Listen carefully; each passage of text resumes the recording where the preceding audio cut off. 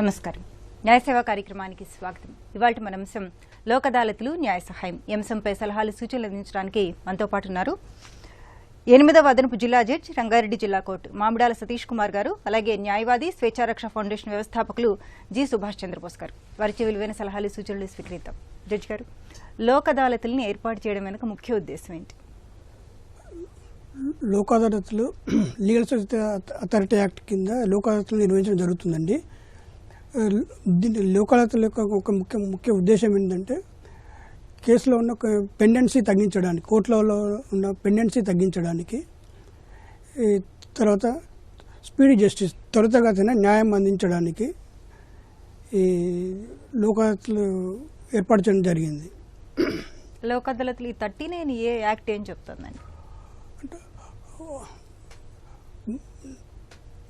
Article 39A 1976లో Indian constitution 42 amendment ప్రకారము ఏర్పాటు చేయడం జరిగిందండి.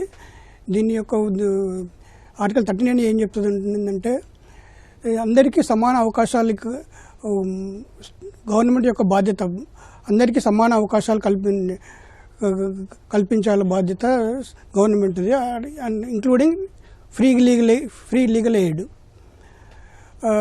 ఎవరు కూడా పేదరికం వలన కానీ డిజబిలిటీ వలన కానీ ఎలా న్యాయ సేవలకు దూరం కాకుండా ఉండకూడదనే ఉద్దేశంతో ఆర్టికల్ 39A ఏర్పాటు చేయడం జరిగింది. అందులో బేసింగ్ అంది ఆర్టికల్ 39A ప్రకారము లీగల్ సర్వీస్ అథారిటీ యాక్ట్ అనేది సెంట్రల్ గవర్నమెంట్ ఏర్పాటు చేయడం జరిగింది. ఈ యాక్ట్ 1986లో 87లో వచ్చినా కూడా దీని యొక్క అమల్లోకి వచ్చింది మాత్రం 9/11/1994లో నుంచి అమల్లోకి వచ్చింది.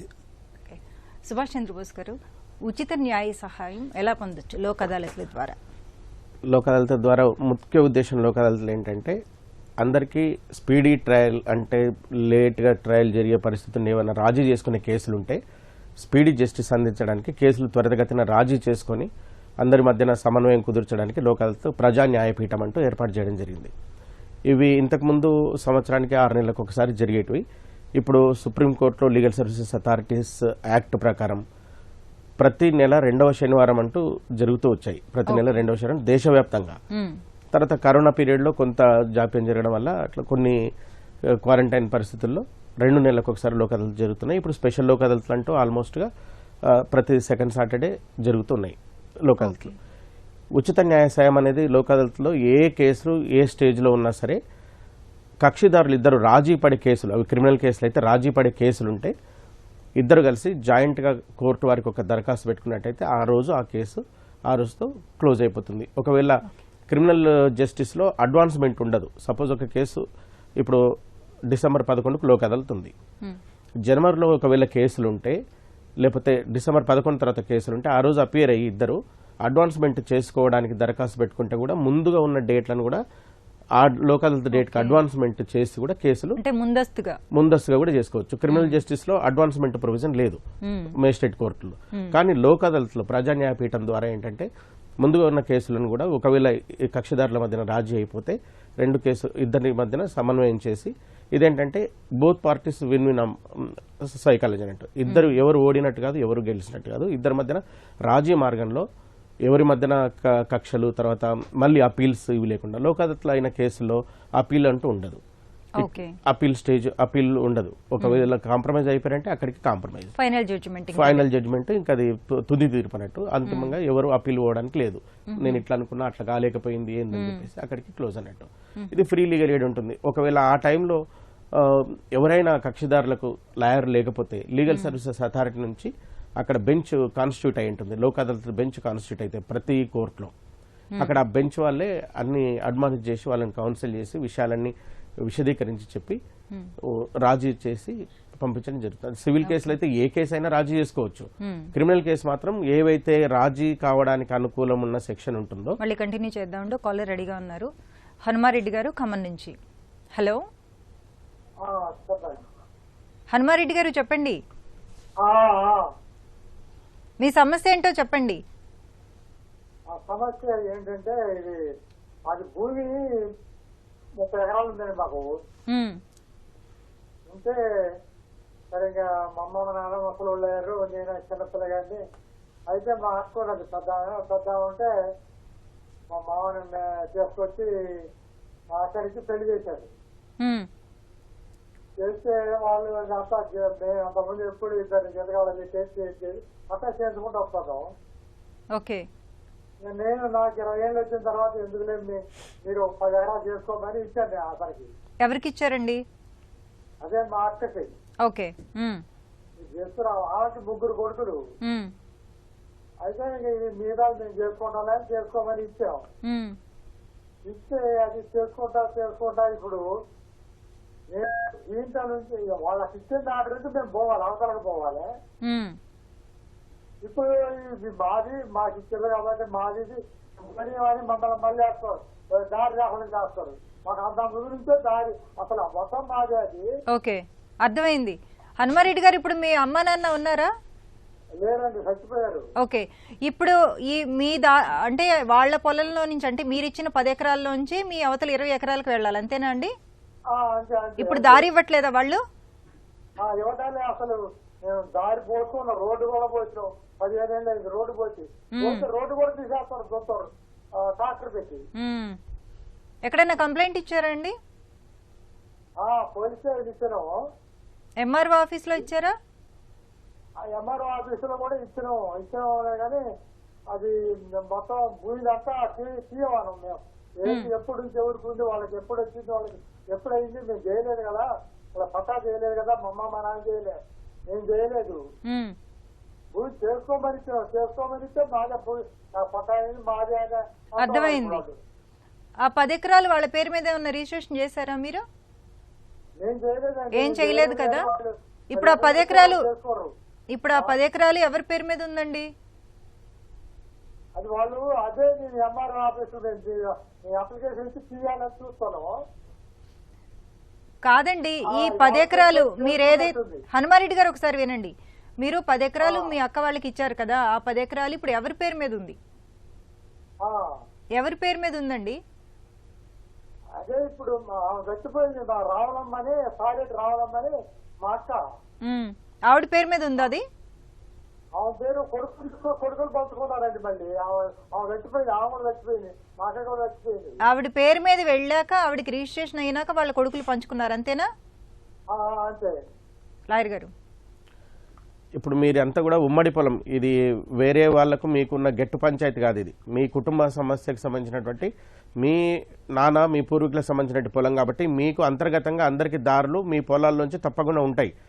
మీ పొలాలే కాకుండా ఒక రైతు ఇంకొక సేద్యం చేయడానికి ఇంకో పొలంలోకి వాళ్ళ పొలంలోకి వెళ్ళాలంటే ఎవరైనా రెవెన్యూ చట్ట ప్రకారం ఈజ్మెంట్స్ రైట్స్ అంటూ చట్టం ఉంది. అంటే దారి హక్కుల చట్టం ప్రతి ఒక్కరికి ఆ చట్ట ప్రకారం. గ్రామీణ ప్రాంతాల్లో చాలా మందికి ఏంటంటే ఇక్కడి నాది, ఇక్కడ నుంచి ఎవరు దాటిపోవడానికి వీల్లేదని. ఊర్లలో ఎట్లయితే ప్రతి ఇంటికి మార్గం ఉంటుందో పొలాల్లో కూడా ఒక పొలం నుంచి ఇంకొక పొలంలోకి తప్పకుండా మార్గం సదుపాయం ఉంటుంది. అలా లేకుండా ఏ పొలానికి దారులు ఉండడానికి లేదు. ఎవరికి వాళ్ళే కోపంతోనో లేకపోతే గొడవలకు దిగి మీరు ఇటు నుంచి రావడానికి వీల్లేదు, లేకపోతే నాకు ఇంత పెద్ద మొత్తంలో ఇస్తేనే మీకు అవకాశం ఇస్తామనడానికి లేదండి. ముందలో ఉన్న వాళ్ళు వెనక ఉన్న వాళ్ళకి దారి ఇవ్వవలసిందే. అది చట్టం కల్పించింది, అది నైతిక విలువలతో కూడుకున్నది, అది న్యాయమైనా సరే ధర్మమైనా సరే అది ఖచ్చితంగా జరగవలసిందే.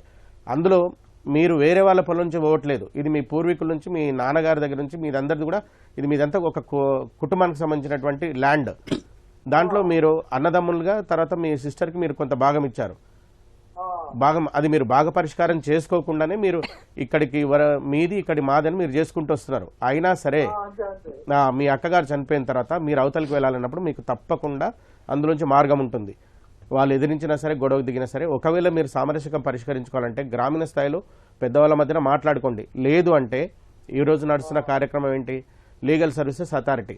ప్రతి జిల్లా కోర్టు ప్రాంగణంలో లీగల్ సర్వీసెస్ అథారిటీ అని ఉంటుంది, ప్రజా న్యాయపీఠం. అక్కడ వెళ్ళి ఆ కోర్టులో లీగల్ సర్వీసెస్ యాక్ట్ ప్రకారం అక్కడ ఒక సివిల్ జడ్జి గారు, సీనియర్ సివిల్ జడ్జి గారు ఉంటారు.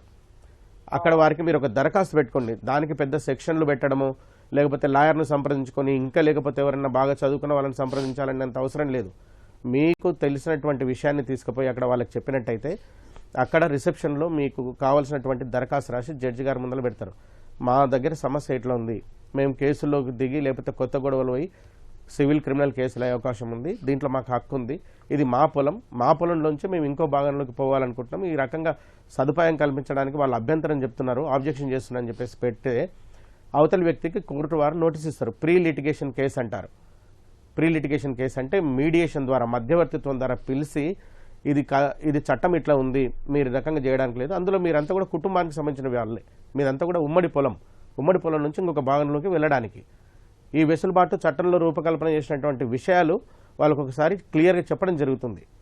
అట్లా నిరోధించడం వల్ల వాళ్ళ మీద క్రిమినల్ చర్యలు, ఎందుకంటే మీకు హక్కున్న భాగంలోనికి పోవడానికి ఎవరైతే ఆక్షేపణ చేస్తున్నారో వాళ్ళకు అది ల్యాండ్కి సంబంధించిందైనా కానీ మీకు పొలానికి పోకుండా చేయడం వల్ల తద్వారా మీ పంటలు వ్యవసాయం దెబ్బతిని నష్టపోయే అవకాశం ఉంది కాబట్టి దాని మీద క్రిమినల్ చర్యలు తీసుకోవడానికి కూడా అవకాశం ఉంది కాబట్టి ఇవన్నీ విషయాలు కూడా మీకు అక్కడ ఆ ప్రజా న్యాయపీఠం లీగల్ సర్వీసెస్ అథారిటీలో ప్రీ లిటిగేషన్ కేసు ద్వారా మీ సమక్షంలో వాళ్ళకు తెలియపరచడం జరుగుతుంది. తద్వారా మీ ఇద్దరి మధ్యన ఒక ఒప్పందం రాసి ఎలాంటి తగాదా లేకుండా మీకు సులువుగా ఉండే మార్గం ఉందండి.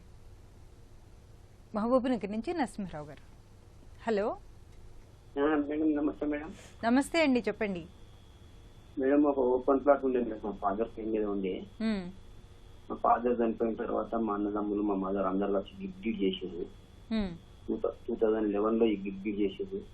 2017 లో అందులో ఇల్లు కట్టి నేను మున్సిపాలిటీలో కూడా పేరు ఉంది, ట్యాక్స్ కడుతున్నాను, కరెంట్ బిల్ కడుతున్నాను, వాటర్ బిల్ కడుతున్నాను, అందులోనే నివాసం ఉంటున్నాను. ఓకే. అప్పుడంతా మైనర్ అంటే ఇప్పుడు మేజర్ ఏమైనా ప్రాబ్లం అవుతుందా లేమన్నా, ఇప్పుడు ఎప్పటి వరకు అయితే ఇంకేం కేసు గిట్ వేయలేరు, కాకపోతే ఏమైనా ప్రాబ్లం అవుతుందేమని డౌట్ ఉంది, అది క్లియర్ చేసుకున్నాం. ఓకే, సంతకాలు పెట్టినప్పుడు వాళ్ళు మైనర్లుగా ఉన్నారు అంతేనా అండి? 4 మైనర్ గా ఉన్నారు. ఈ చేసిన వాళ్ళు మాత్రం మేజరే, మా అన్నదమ్ములు మా మదర్ అంతా మేజరు. వాళ్ళ పిల్లలు ఇప్పుడు అప్పుడు మైనర్ ఉండే, ఇప్పుడు మేజర్ అయ్యారు. వాళ్ళ పిల్లలు ఏమన్నా కేసేస్తారా అని భయపడుతున్నారు అంతేనా? అదే 2011 లో అయింది, ఇప్పటి వరకు 14 years అవుతుంది. అది నా పేరు మీద గిఫ్ట్ అయింది. ఓకే. మిగతా వాళ్ళందరూ కూడా సంతకాలు చేశారు కదండి, మీ తోబుట్టువులు అందరూ చేశారు. మా అన్నదమ్ములు మా మదర్ అందరూ చేశారు సంతకాలు. మీ నాన్న ఇప్పుడు మీ నాన్న వారసులు మీరు అందరు సంతకాలు చేస్తే వాళ్ళ పిల్లలు అడగడానికి ఏం లేదండి, మీకు లీగల్గా ఏం ఇబ్బంది ఏం కాదు. నా ట్యాక్స్ కడుతున్నాను సార్, కరెంట్ బిల్ కడుతున్నాను, నేను ఇల్లు కట్టుకున్నాను. 14 years నుంచి మీ పొజిషన్లో ఉన్నారు కాబట్టి ఏం కాదు. ఏం సార్? 14 years నుంచి మీరే ఉంటున్నారు కాబట్టి ఏం కాదు. 14 years నేను ఇక్కడే ఉంటున్నాను, ప్లస్ వాళ్ళు కూడా ఈ చుట్టుపక్కల వేరే వాళ్ళ హిందువులు ఇక్కడే ఉంటారు, అందరు ఉంటారు. కానీ వాళ్ళ పిల్లలు ఇప్పుడు మేజర్ అయింది సార్. ఇప్పుడు మీ నాన్న వారసులు మిగతా వారసులు అందరూ కలిసి సంతకాలు పెట్టినట్టున్నారు కదా. మిగతా వారసులు అంటే వాళ్ళు ఎవరైతే మేజర్ ఉన్నారో వాళ్ళు పెట్టారు, మైనర్ వాళ్ళు పెట్టలేరు. ఇప్పుడు మైనర్ వాళ్ళు మేజర్ అయ్యారు, వాళ్ళతోనే మన మైనర్లు ఎవరుండే మీ నాన్న వారసులలో మైనర్లు ఎవరు ఉన్నారా? మన్మరాలు వాళ్ళేం కాదులేండి. సార్ ఇప్పుడు మీ అన్నదమ్ములు సిస్టర్లు అయితే పెట్టారు కదా. అవును, అందరూ పెట్టి గిఫ్టెడ్ అయింది ఆల్రెడీ, గిఫ్టెడ్ అయింది. ఏం కాదండి, ఏం ప్రాబ్లం ఉండదా సార్? ఏం కాదు. దానికి ఫర్దర్ ఇంకేమన్నా దాన్ని బేస్ వాళ్ళు లీగల్ గానే వస్తే మీరు అడ్వకేట్ పెట్టుకొని కోర్టులో మీరు ఫైట్ చేయండి. వాళ్ళు ఏమైనా లీగల్ గా ఏమన్నా మీకు ఏమైనా ఇబ్బంది కలిగిస్తే మీరు అడ్వకేట్ పెట్టుకొని లీగల్ ఫైట్ చేయండి. ఇప్పుడు ఫర్దర్ కేసు గిట్ ఏమీ లేదు, మాట్లాడుకొని ఒప్పంద పత్రం ఏమన్నా రాసుకోవాలన్నా సార్, అది బాగుంటుందా?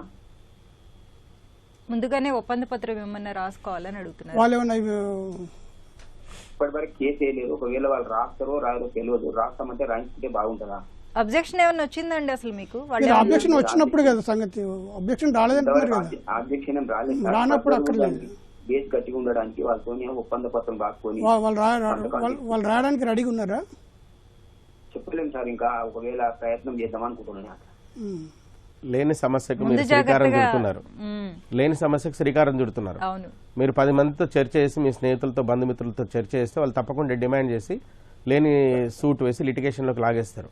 మీరు కాన్ఫిడెంట్గా ఉండండి, మీకు చట్టబద్ధంగా గిఫ్ట్ డీడ్ రిజిస్ట్రేషన్ అయింది, మీరు చట్టబద్ధమైన అమలు పత్రాలతో ఉన్నారు, చట్టబద్ధంగా మీకు డాక్యుమెంట్ ఎస్టాబ్లిష్ అయినాయి. వాళ్ళు లిటిగేషన్కి పోయినట్టయితే మీకున్నటువంటి హక్కుల ద్వారా మీరు ఫైట్ చేసుకోవాలి. ఇంకంతే, మీరు కాన్ఫిడెంట్ గా ఉండాలి. మీరు వాళ్ళ దగ్గరికి వెళ్ళి మీరేమైనా ఆబ్జెక్షన్ చేస్తారేమో, చేయకండి, మీకేమైనా కావాల్సి ఇస్తాను అంటే మీరు లక్షిస్తామంటే వాళ్ళని 4 లక్షలు అడుగుతారు. మేము అందుకే మీరు కాన్ఫిడెంట్ గా ఉండండి, ఇది సమస్యనే కాదు, మీరు ఎక్కువ ఆలోచన చేస్తే సమస్య అవుతుంది. అదే అదే చట్టం గురించి తెలియదుగా కొంతమంది అడిగి తెలుసుకుందామని.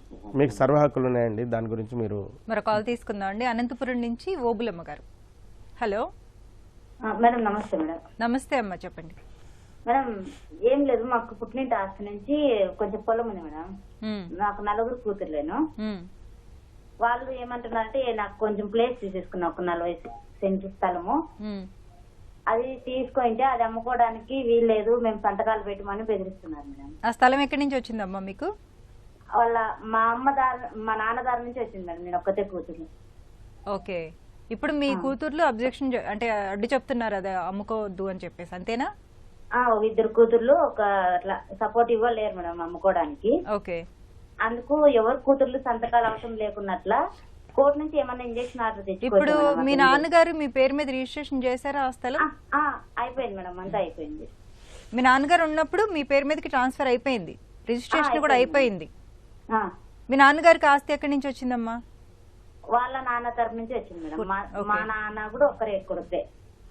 ఓకే జడ్జి గారు, అది కోర్టు నుంచి ఇంజక్షన్ ఆర్డర్ ఏమన్నా తెచ్చుకోవచ్చు మేడం, ఎవరు సంతకాలు చేయకున్నట్లు అమ్ముకోవడానికి. ఇప్పుడు ఎవరు అబ్జెక్షన్ చేస్తున్నారమ్మా? కూతుర్లు సార్, నా కూతుర్లు. మీ కూతుర్లా? అవును సార్. మీ నాన్నదారు వచ్చింది కాబట్టి మీకు వాళ్ళ అబ్జెక్షన్ చేయడానికి ఏం లేదండి.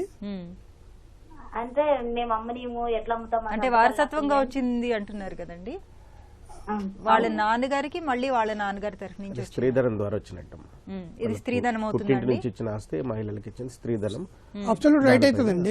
మీ నాన్న వచ్చింది మీకు అబ్సల్యూట్ హక్కులు ఉంటాయి. మీకు మీ కూతుర్లో అబ్జెక్షన్ చేయడానికి ఏం లేదు.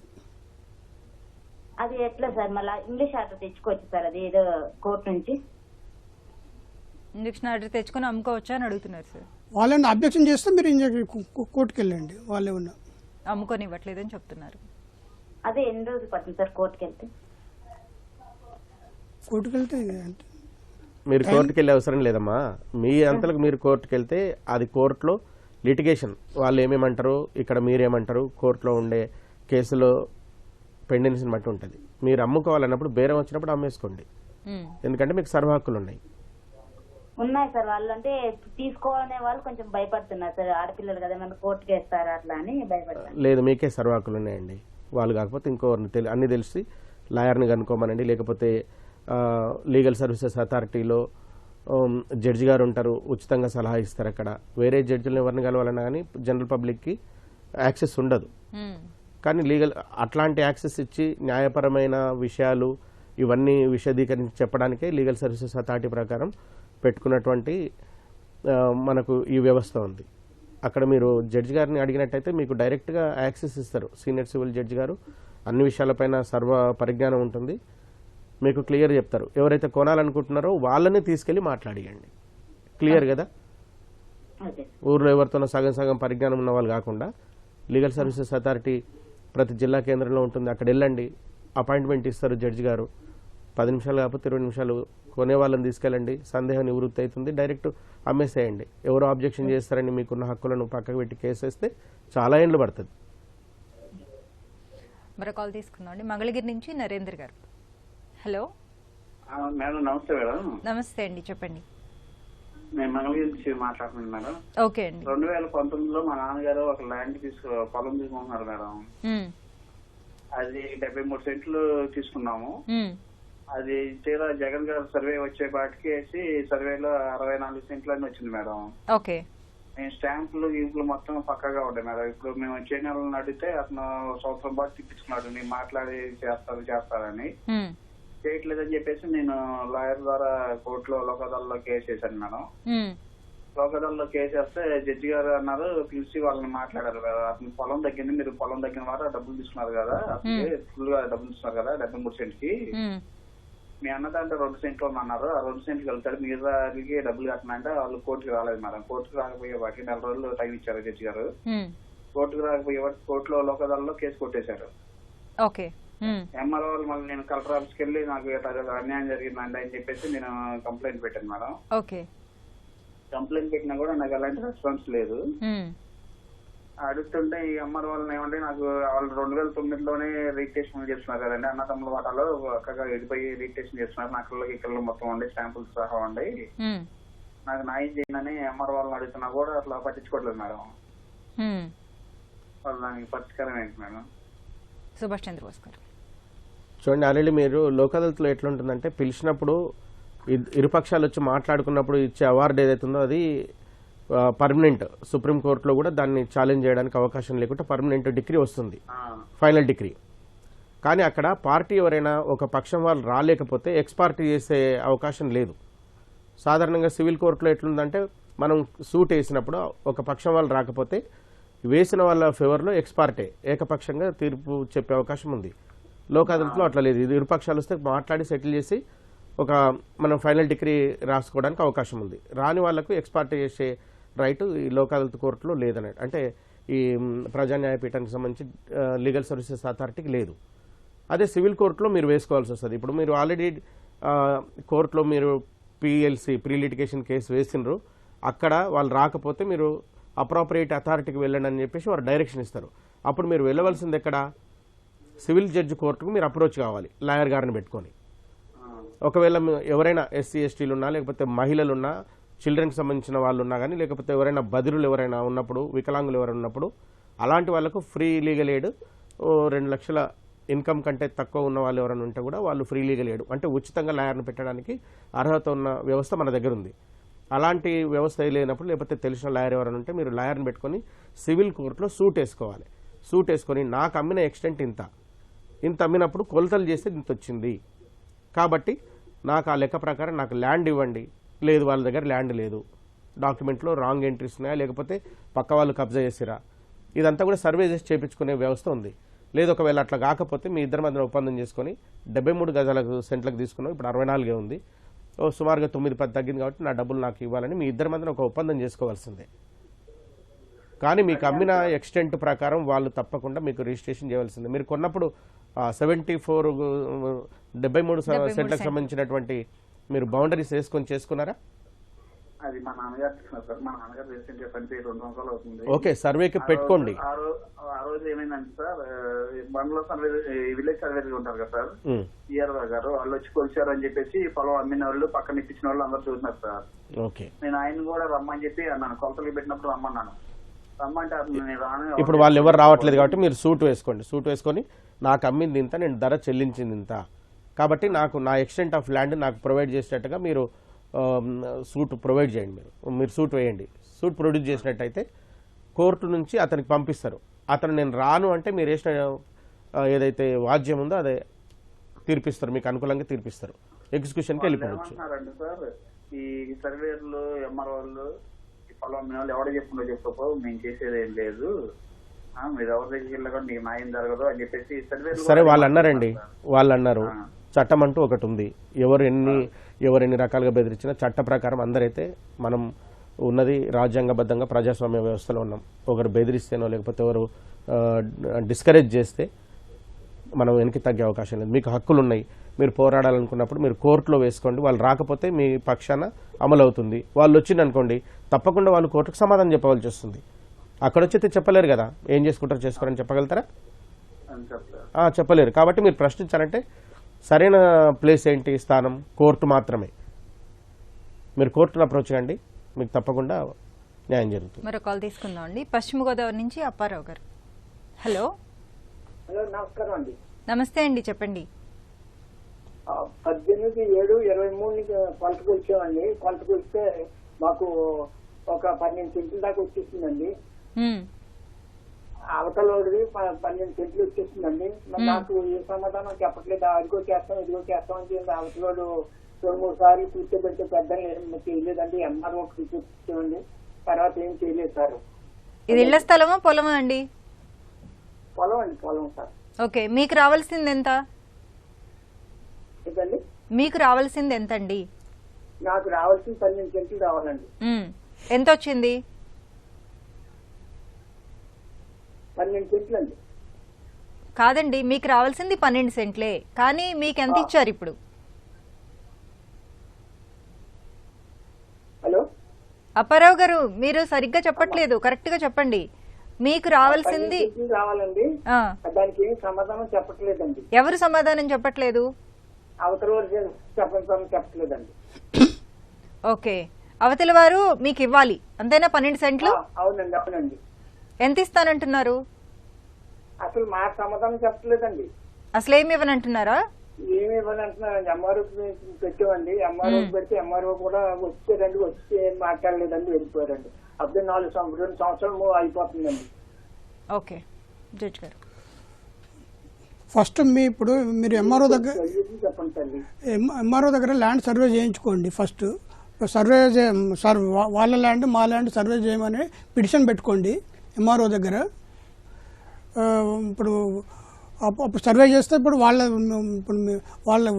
ల్యాండ్ కంటే ఇప్పుడు మీ ల్యాండ్ వాళ్ళ దాంట్లో ఉన్నట్టు కనుక తేలితే అప్పుడు దాన్ని బేస్ చేసుకొని మీరు legal service authority first petition పెట్టుకోవచ్చు. పెట్టుకొని వాళ్ళని పిలిపించి మరి వాళ్ళని అడుగుతారు, విచారణ చేస్తారు. ఒకవేళ అక్కడ కూడా వాళ్ళు మీకు సరైన రెస్పాన్స్ ఇవ్వకుంటే మీరు ఒక లాయర్ని అప్రోచ్ అయ్యి మీరు సివిల్ కోర్టులో రికవర్ ఆఫ్ పొజిషన్ అని సూట్ వేసుకోవాలండి. సివిల్ దావా వేసుకోవాలి కోర్టులో. ఫస్ట్ మీరు సర్వే చేయించుకోండి. వాళ్ళ ల్యాండ్ మీ ల్యాండ్ ఎంఆర్ఓ ఆఫీస్లో అప్లికేషన్ పెట్టి సర్వే చేయించుకోవాలి. సర్వే చేయించుకుంటే కరెక్ట్గా తెలుస్తుంది. మరో కాల్ తీసుకుందాం అండి. బెంగళూరు నుంచి ఆదినారాయణ గారు.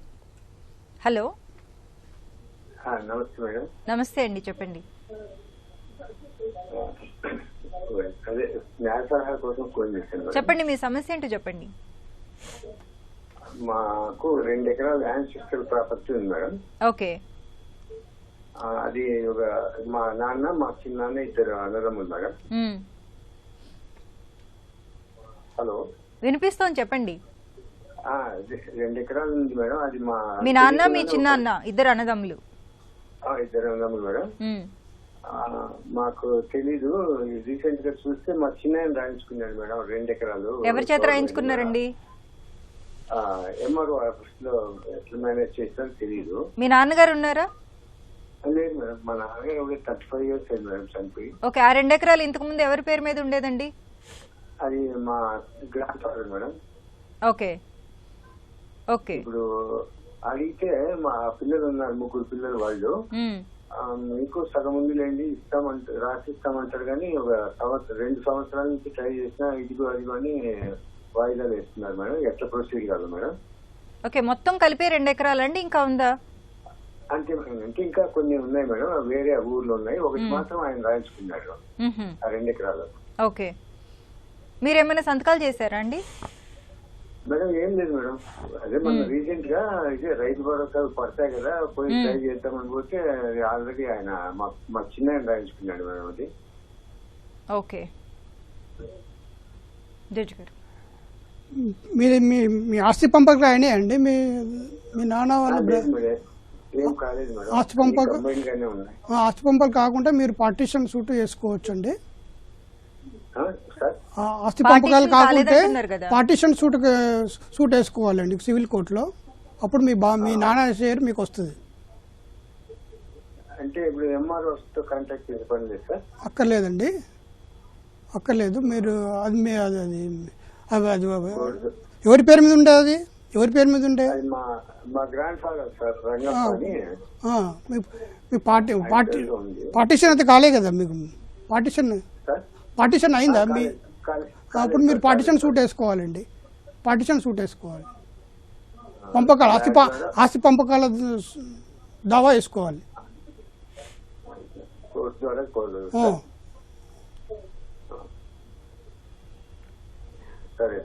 ఎంఆర్ఓ ఆఫీస్ లోనే చేయించుకున్నారని చెప్తున్నారు కదండి.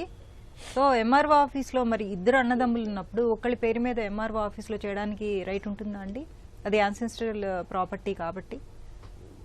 వాళ్ళ తాతగారి నుంచి తండ్రి గారికి వచ్చింది. వాళ్ళ తండ్రి గారు చనిపోయారు. చనిపోయిన తర్వాత వాళ్ళ బ్రదర్ వాళ్ళ వారసులు అందరినీ ఎంక్వైరీ చేసి ఎంఆర్ఓ వాళ్ళు చేయాల్సి ఉంటుంది. వాళ్ళు ఇల్లీగల్ గా చేయించుకున్నారు కాబట్టి పార్టీషన్ సూట్ వేసుకుంటే ఇర్రెస్పెక్టివ్ ఆఫ్ మ్యూటేషన్ ఉన్నా కూడా ప్రాపర్టీ వాళ్ళ తాతది కాబట్టి